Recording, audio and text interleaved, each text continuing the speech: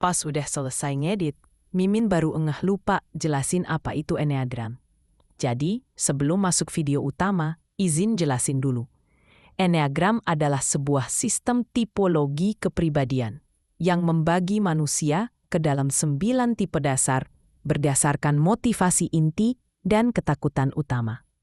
100 aibmu terungkap karena satu teori kepribadian ini.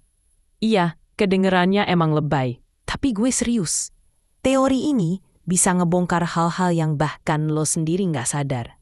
Oke, jadi gini, banyak orang ngira typologi itu cuma buat tahu gue tuh tipe berapa. Padahal, nope. Typologi itu bukan horoskop yang dikasih filter ilmiah biar kelihatan pinter ya.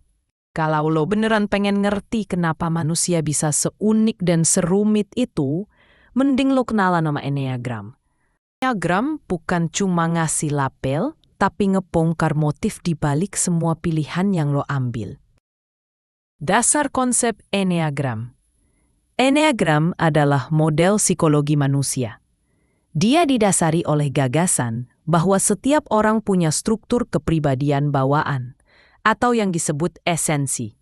Dan esensi inilah yang ngebentuk cara lo melihat dunia dan ngeliat diri sendiri. Ngebikin setiap orang punya filter realitas yang unik banget. Penjelasan simbol dan asal-usul. Simbol Enneagram itu estetik banget. Lingkaran dengan 9 titik. Kata Enneagram sendiri dari bahasa Yunani. Ennea artinya 9, gramos artinya gambar atau tulisan.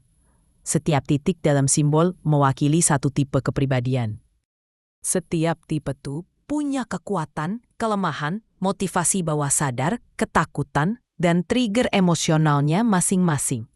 Kayak lapisan-lapisan kompleks yang ngejelasin kenapa lo ngelakuin apa yang lo lakuin.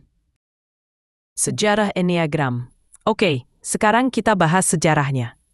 Kisah modern dari Enneagram dimulai dari satu sosok misterius asal Armenia Yunani, bernama George Ivanovich Gurdjieff.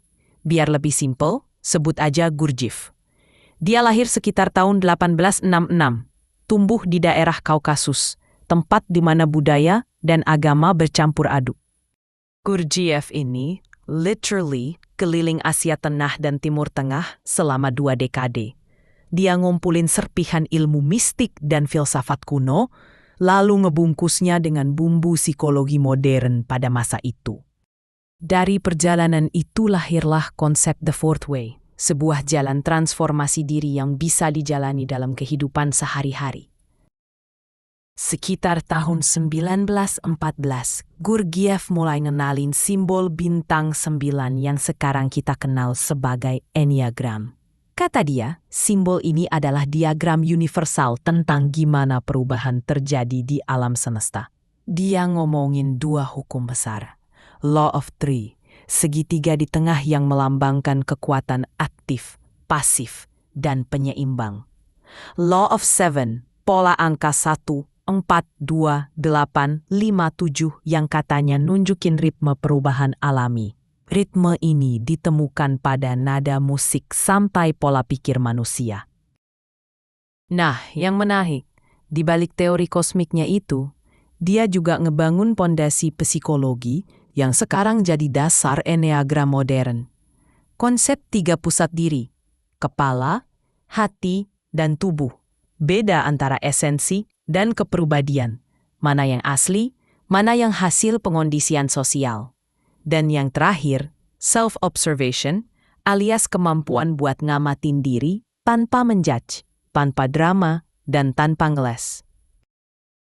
Ada teori menarik yang bilang, sebenarnya Gurdjieff udah ngerti 9 tipe itu. Cuma disembunyiin lewat cerita alegori dan tokoh-tokoh di bukunya Meetings with Remarkable Men. Kayak kode rahasia buat murid-murid dalamnya aja. Dari spiritualitas ke psikologi, Oscar Ichazo dan Claudio Naranjo. Setelah Gurdjieff ninggalin simbol yang penuh misteri, Enneagram akhirnya masuk ke ranah kepribadian modern di tahun 1960-an. Semuanya dimulai di era Human Potential Movement, masa ketika orang-orang sibuk menemukan diri sendiri. Masuklah Oscar Ichazo, filsuf asal Bolivia yang mendirikan Arica School di Chile tahun 1968. Ichazo ini orang pertama yang ngasih makna psikologis ke simbol Enneagram. Dia ngajarin sistem bernama protoanalisis. Sistem yang ngaitin 9 titik di Enneagram dengan vice atau hasrat dasar, virtu atau kebajikan, dan fiksasi ego yang membentuk kepribadian kita.